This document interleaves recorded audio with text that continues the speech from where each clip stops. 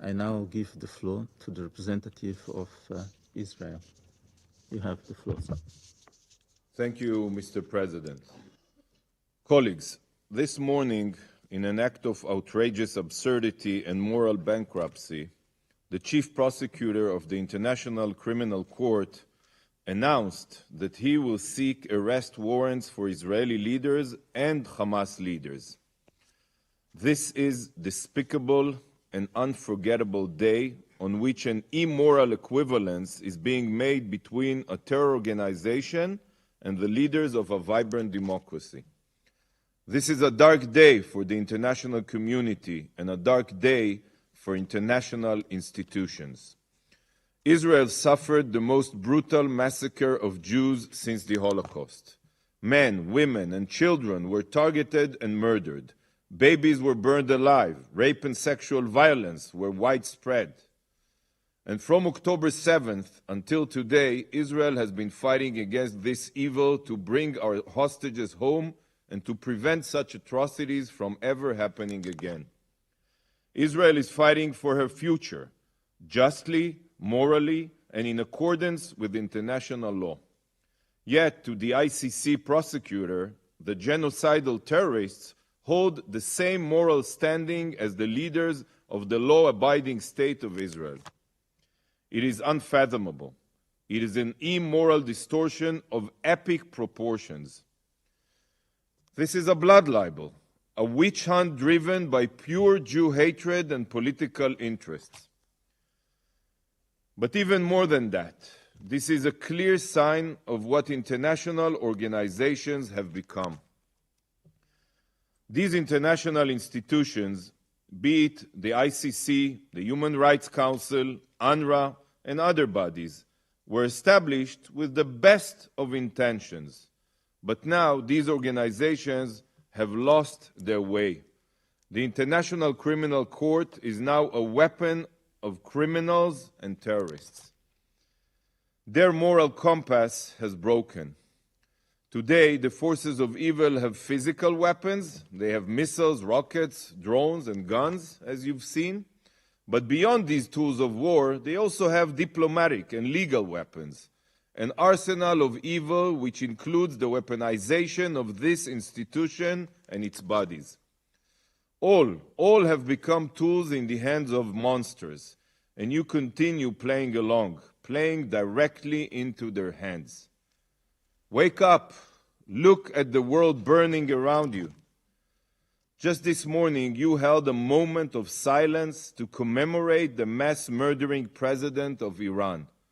A month ago, Raisi, as the Iranian people call him, the butcher of Tehran, launched an unprecedented missile and drone strike on Israel to murder thousands of innocent Israelis, deliberately.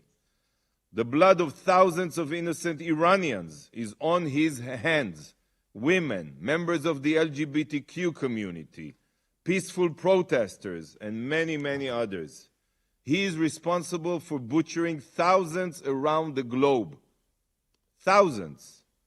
This is who the Security Council dedicates a moment of silence to? A terrorist? A man who murdered, oppressed, and imprisoned so many? How can it be that your list of moral priorities is so distorted? This council, which has done nothing to advance the release of our hostages, commemorates the man responsible for their suffering. What's next?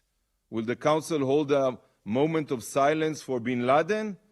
Will there be a vigil for Hitler? We wouldn't be surprised. Council members, this is a dark day for the ICC. This is a dark day for the Security Council.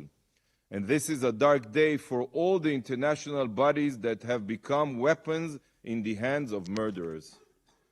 Merely 4 days ago, 4 days have passed since this council heard the chilling testimonies of released Israeli hostages, of the heart-wrenching story of a mother whose son's body is being held in Gaza by terrorists.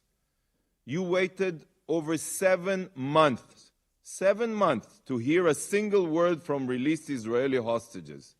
but it took only 4 days to forget their gut-churning stories and hold a discussion on how to prevent their release, because that's what you're doing here today. Here we are in a formal, this time formal, council meeting, continuing to do nothing productive to advance their release, the hostages' release. Instead of working to bring them home, you are convening to find ways to keep the hostages in Rafah. This council doesn't function through logic or morality.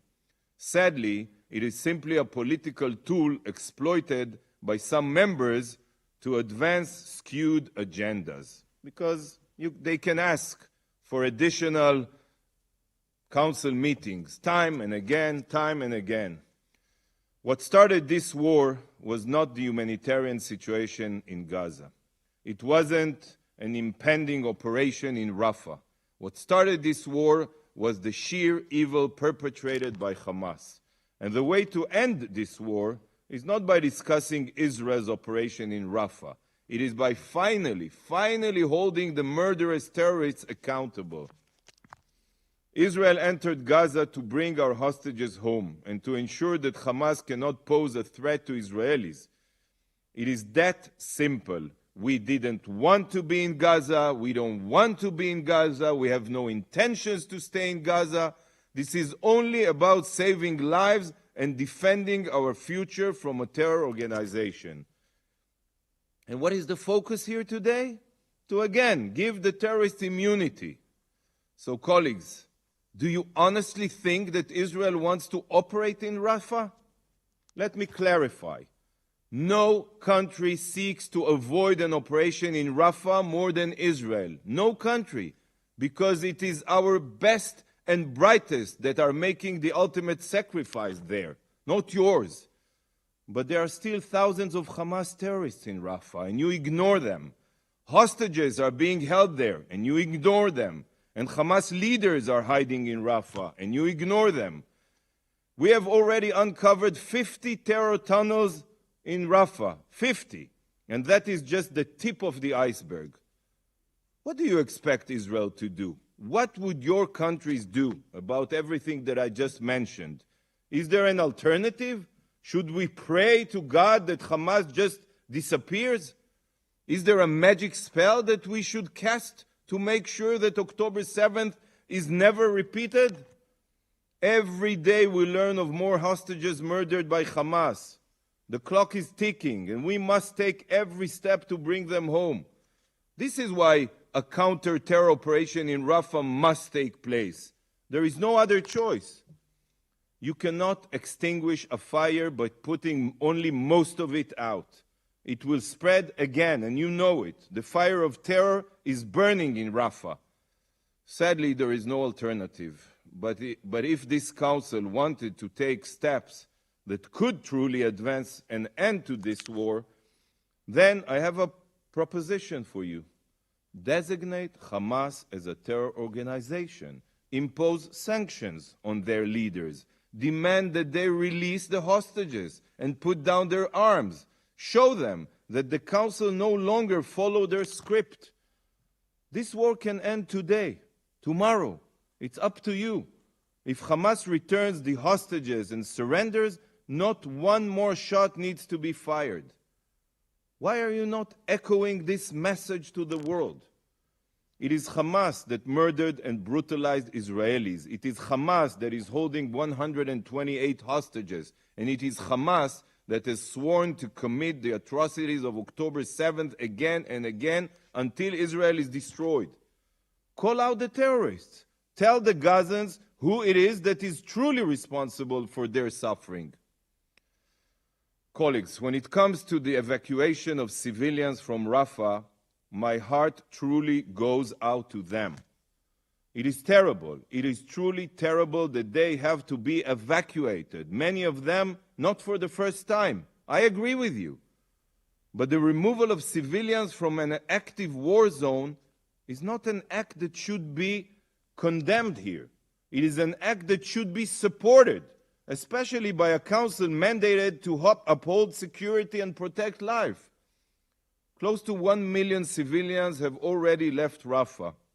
and more are leaving every day. They have moved to a designated humanitarian zone that is being filled with aid. And our hope is for as many more civilians to leave Rafah and move out of harm's way. Because you know why? Because temporary evacuation is reversible, but the loss of life is not. Israel is advancing its operation in Gaza slowly and carefully. Despite the fact that any military expert would tell you here that wars are won by taking swift and overwhelming action, but we try to mitigate as many civilian casualties as possible. What do you expect us to do? Should we grant immunity to the terrorists still in Rafah? Have you considered the message this will send to terrorists worldwide? What is the message here? Hide behind your civilians and receive immunity from the Security Council. Mr. President, today the Council chose to continue sitting idle. What the Council should be doing is taking action. Action against Hamas terrorists, action against Iran, and action against all those who seek to deliberately murder, rape, and destroy. Utilize your power and pressure the terrorists. Help bring this war to an end with Hamas eliminated and our hostages returned. Help us bring a brighter future for all. Thank you, Mr. President. Thanks for watching. Drop a comment below. Don't forget to like, share, and hit subscribe to stay updated with our latest content. Until next time, stay informed and inspired. This is Dejobnik signing off.